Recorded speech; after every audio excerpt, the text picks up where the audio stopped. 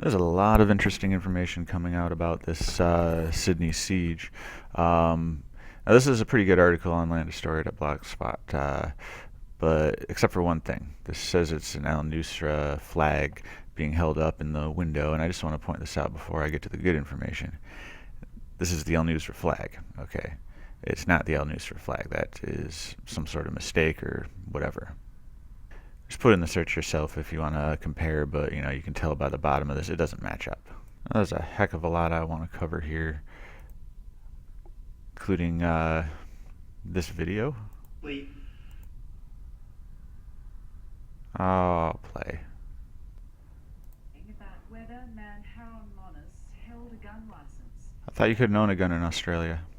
This afternoon, the Prime Minister announced the Commonwealth and New South Wales governments will conduct a wide-ranging review trying to find answers about just how the terror of the past few days unfolded. Would have been holding a license. Tony Abbott believes he had one. Hey, And he wants to that's not what I said to do. Trying to find answers about just how the terror Look at this face. of the past few days unfolded. Man Monis had a Look at gun, that face. while New South Wales police have no record of I don't think that's the same guy myself. him holding a license. Tony Abbott believes he had one. And He believes he had a license. Why would that be? I think we'll be able to come to that when we get to this Landdestroyer blog. Plainly, there are questions to be asked when someone with such a history of infatuation with extremism, violent crime and mental instability should be in possession of a gun licence. the Joint Commonwealth State Review of the siege will look at the circumstances surrounding Monis's arrival in Australia, the granting of asylum and citizenship, what the various agencies knew about him, and if the information relevant to public safety was shared and used by those agencies. I don't know why he dropped off the watch list in those days. I really don't. And that's one of the reasons why we need this inquiry. The timetable is ambitious. A report will be prepared by the end of January next year. Whoa, I just caught something here. Reasons why we need this inquiry. The timetable... Isn't this the same scene where they were shooting? I don't know, maybe this is the 5 hostages that allegedly got out, but this right here looks very similar to the scene of them allegedly going in and shooting when it was nighttime. Need to look more into that, I guess. is ambitious. A report will be prepared by the end of January next year. Monis was given bail after being charged with 2 serious offences. The first being an accessory to the murder of his ex-wife late last year. And then in April, more than 40 cases of sexual assault. That's a lot of cases of sexual assault, not to mention accessory to murder. I don't know Australia's laws, but that's pretty crazy that he'd even be out of jail, but I think everybody that knows about this story is on that one. If you were still in jail, those innocent victims, wouldn't have died.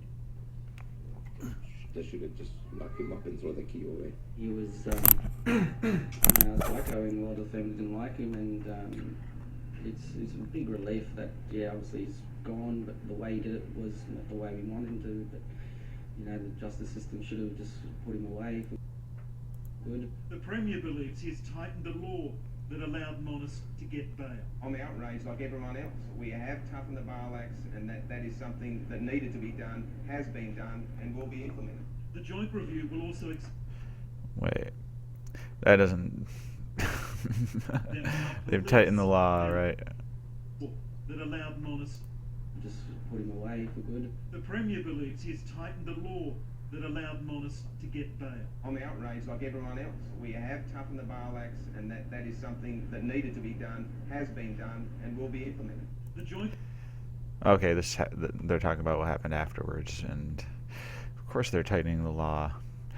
We'll come to that after this video, because there's more videos after it on this page.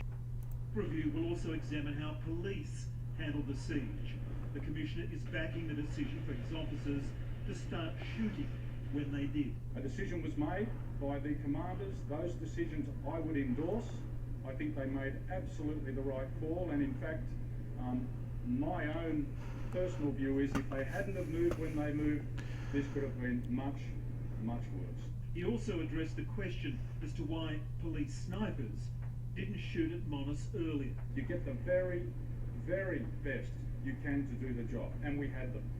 Then you don't go compete with them. You don't go and try and second guess them. They made the decision that they did because it was the right decision. They could have killed the guy. They knew who he was. They could have fucking killed him. And they didn't. That is bullshit, what he just said. Police have announced an operation I swear. on Muslim hate Try not to crimes. swear here. Already a Dural man has been charged after making an offensive and threatening phone call to an Auburn mosque. Mark Burrows, 9 News. Okay, but here's the video we really want. To make it easier to arrest and detain suspected terrorists and revoke their passports. And this morning, we're learning that new security measures will be introduced to Australian airports. Passengers will now be scanned leaving the country as well as entering in a bid to prevent jihadists from travelling overseas to join militant groups. Yeah, they're trying to put American-style airport security, which is crap, by the way. It's pathetic bullshit. People have proven that it doesn't even really work with those body scanners, not to mention the radiation factor, but anyway. Good morning. We're joined now by the Prime Minister, Tony Abbott. Prime Minister, good morning to you. Good morning, Lisa. PM, do these new measures mean we have been letting too many potential terrorists slip through our existing border security? I just want to point out, I swear to God, I just watched this same exact thing, and it said 7 o'clock down here, and it was a blonde woman. This might very well be pre-recorded. I could be wrong, I don't know, maybe my memory's failing me. Lisa, what they mean is that we have a largish number of Australians. A largish number. And then bullshit. See that cough. Excuse me, who have gone overseas to engage in terrorist activities in Syria and Iraq. We have some 150 Australians who've gone to join these terrorist groups. We've seen gruesome footage of Australian born and bred people holding up severed heads of Iraqi police and military personnel. That's not a severed head in his hand. But the way his left hand is, it could easily be photoshopped in there if they wanted to. If we have militarized and radicalized people coming back to our country. Wasn't that the same guy in the picture? So that's one person, but yeah, they got a bunch of pictures, right? 150 isn't a lot, first of all, and second of all, it's probably bullshit, which we'll get more into. It's very important that we have the measures in place. Oh, it's Osama. It's Osama bin Laden. Be scared. To keep our community This video's from like safe, and that's what the 2001, government's doing. 2000 earlier. How many persons of interest are currently in Australia and under close watch by ASIO? I'm not going to go into that level of operational detail, but we do have some 150 Australians who've gone to Syria and Iraq in recent times to engage in terrorist activity. Just repeat the same thing over and over again for every new question. Fucking typical PR.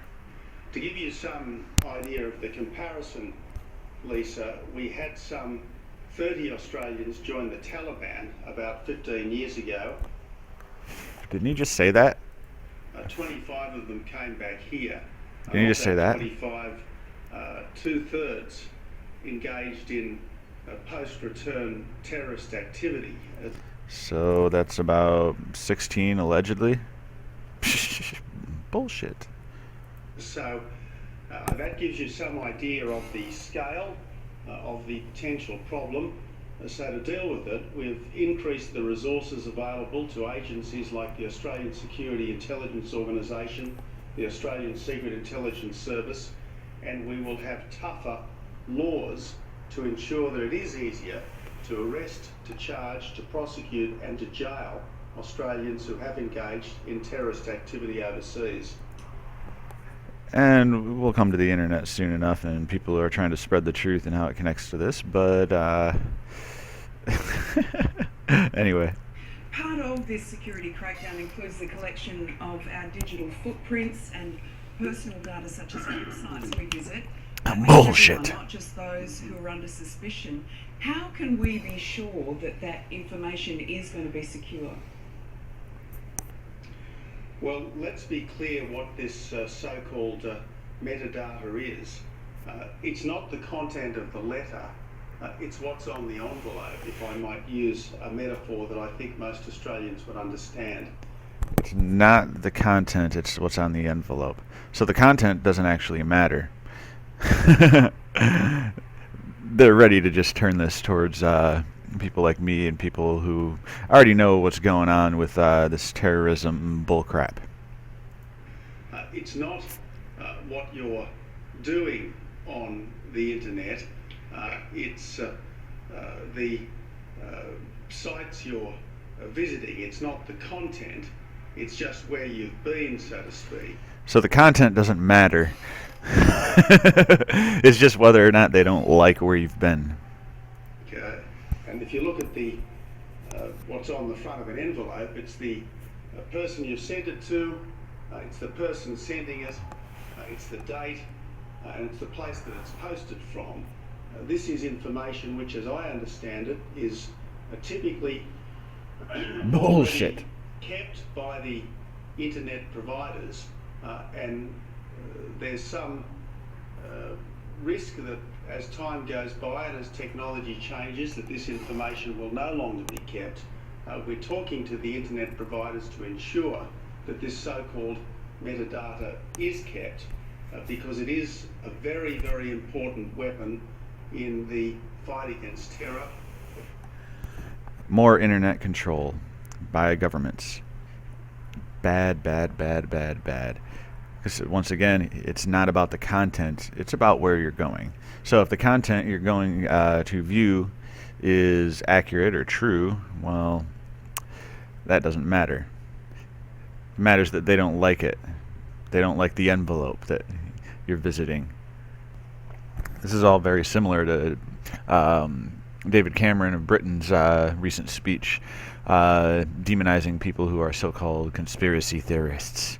Though I'm not a conspiracy theorist. I would prefer event skeptic, or I'd prefer just not a label at all. I just care about the truth. All of the expert advice which the government gets, all of the expert advice which the opposition gets, says that this is an absolutely vital weapon in the fight against terror. It's an absolutely vital weapon against crime fighting more generally. Bullshit. They're not experts on shit except for deceiving you. Then we got this scumbag. Hostage situation in Sydney, inevitable in New York, NYPD terror chief says. John Miller goes on CBS this morning and says it's less a question of if, more a question of when in the city. This part's funny. Okay. A woman flees from the cafe in Sydney where a man held people hostage. Then we go to Ottawa, which was a bunch of crap, and if you didn't know that, well, go to my channel and go to the Selena Gomez video, because it's not a Selena Gomez video. It starts off about 30 seconds of it, and then it just breaks down how Ottawa was a big old lie. Oh, look at the cop running across the street looking serious. Yeah, wait till you see the cops that laugh, because they're doing a drill. Then there's this hatchet guy. He's about to strike a guy somewhere down here, allegedly, even though people are just walking by and don't freak out. Sorry, hoax. And then back to Sydney. This is all a New York Daily News article, which I'm going to finish in the next video. Look at this guy's eyes. I'm going to bring that back up. For more on this and this article on Landdestroyer, which is pretty good, watch the next video, part 2 of this. And of course, I'll leave links in the description.